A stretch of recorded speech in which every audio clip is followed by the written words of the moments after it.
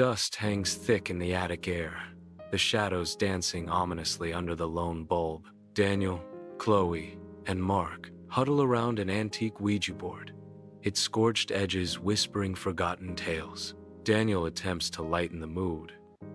"It's just a game. My grandma said she used to talk to her brother with this thing," Chloe warns, her voice laced with apprehension.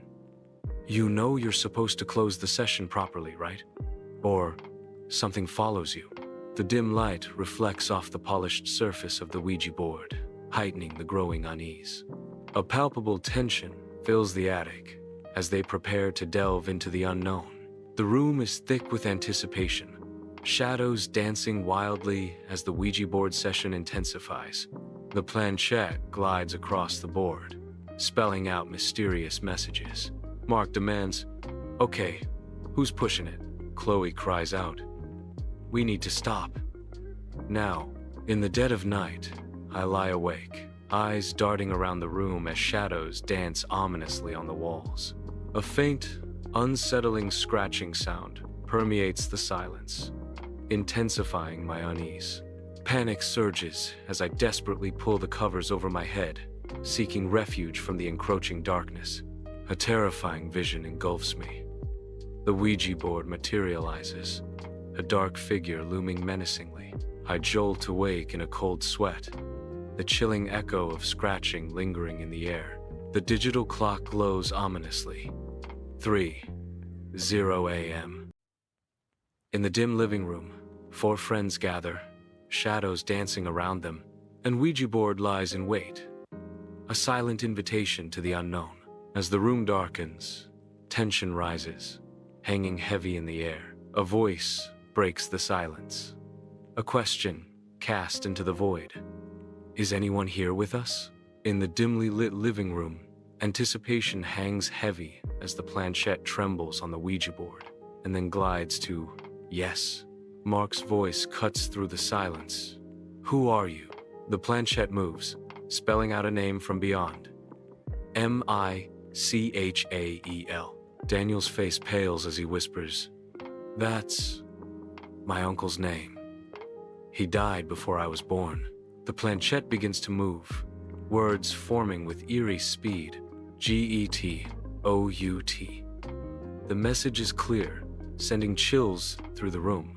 The candle flickers wildly, shadows dancing ominously around the room. Panic rises as the friends exchange fearful glances, the gravity of the situation sinking in. The air turns icy, a stark contrast to the warmth that was once present. A faint whisper echoes, a chilling reminder that they are not alone. In Daniel's dimly lit bedroom, a single candle casts eerie shadows on the faces of Daniel, Mark, and Chloe as they gather around a makeshift Ouija board. Daniel accuses, "Come on, Mark. Stop moving it."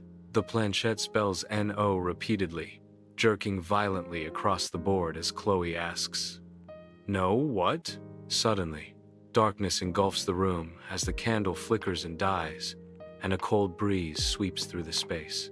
In the dimly lit room, Daniel quickly relights the candle, casting eerie shadows that dance across the walls. The planchette begins to move, spelling out a chilling message, MICHAELISNOTME. Daniel's voice trembles with a mix of fear and defiance as he demands, "Who are you?" The planchette pauses, then ominously spells out, OSIRA. Chloe's eyes widen with realization as she recognizes the name. That's not a name. That's a god. Ancient, Egyptian, I think. In Daniel's room, Mark fights to keep his composure as he fixes his gaze on the planchette. The flickering candlelight dances, grotesque shadows amplifying the growing fear etched on the faces of Mark and his friends. With growing dread, Mark asks, "What do you want?" The planchette moves with chilling intent, spelling out, YOU. In Daniel's dimly lit basement, Chloe, Daniel, and I gather around a Ouija board, the flickering candlelight casting eerie shadows. The atmosphere shifts from playful to uneasy as the planchette begins to glide across the board. An attempt to end the session meets resistance, a strange static tingling through my fingers. The planchette stubbornly resists the command to goodbye, intensifying the growing sense of dread. In the dim basement, shadows twist into monstrous forms, revealing the unseen. A disembodied voice echoes, its source unknown, filling the space with dread. Chloe's scream shatters the silence as the planchette flies across the room. The planchette clatters loudly against the floorboards, punctuating the terror. Darkness descends as the candles are snuffed out, leaving only fear. The room succumbs to an all-encompassing blackness, the silence amplifying the lurking dread. In the absolute darkness of Daniel's basement, two faint red eyes materialize on the wall, piercing the gloom. The eyes blink slowly, confirming they are alive, not mere decoration. Panic erupts. We scramble to our feet, desperate to escape the encroaching dread. As we reach for the handle, a piercing house alarm shatters the silence, amplifying the terror. Trapped in a vortex of chaos and fear, we are paralyzed by sheer fright. Flickering candlelight casts eerie shadows across Daniel's living room, where four figures gather, their faces reflecting a mix of fear and morbid curiosity. The planchette skitters across the board, its movements erratic and unsettling. A sudden gust extinguishes the candle, plunging the room into absolute darkness.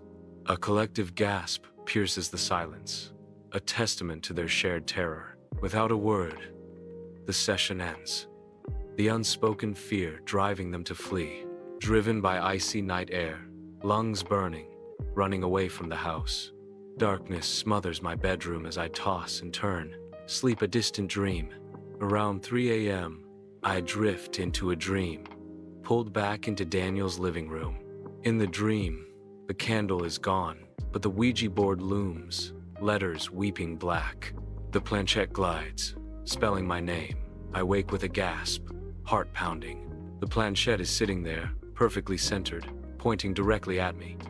My blood turns to ice. In the dead of night, a presence lingers, marked only by the subtle scrape of wood. The sound intensifies, a ghostly planchette tracing letters in the air just beyond my reach. Each scrape echoes louder, forming words just beyond the threshold of hearing. The chilling realization dawns. It's spelling my name, a spectral summons in the dark. Fear grips me, knowing that to acknowledge it is to invite it in.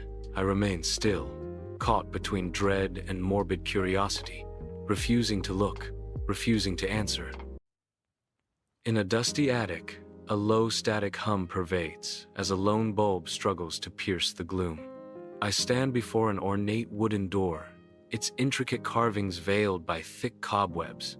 The narrator's voice echoes faintly, a chilling prelude to the unknown. Once you open the door, the air thickens with anticipation, a silent promise of what lies beyond. I walk down the hallway, a sense of familiarity tinged with growing unease. The familiar hallway warps into a muted, shadowed version of itself.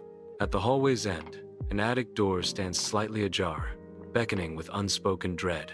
A voice whispers, "It waits." The attic's chill seeps into the bones, and a piercing static hum fills the air, heightening the narrator's unease. The hum intensifies, pressing against the eardrums, a prelude to the unseen. Frozen before the open attic door, the narrator sees a distorted reflection staring back. Whispering with dread, the narrator utters a stark warning. "And when you finally look, you won't be the one moving it anymore." The darkness within the attic pulses with an unseen energy, promising a terrifying revelation.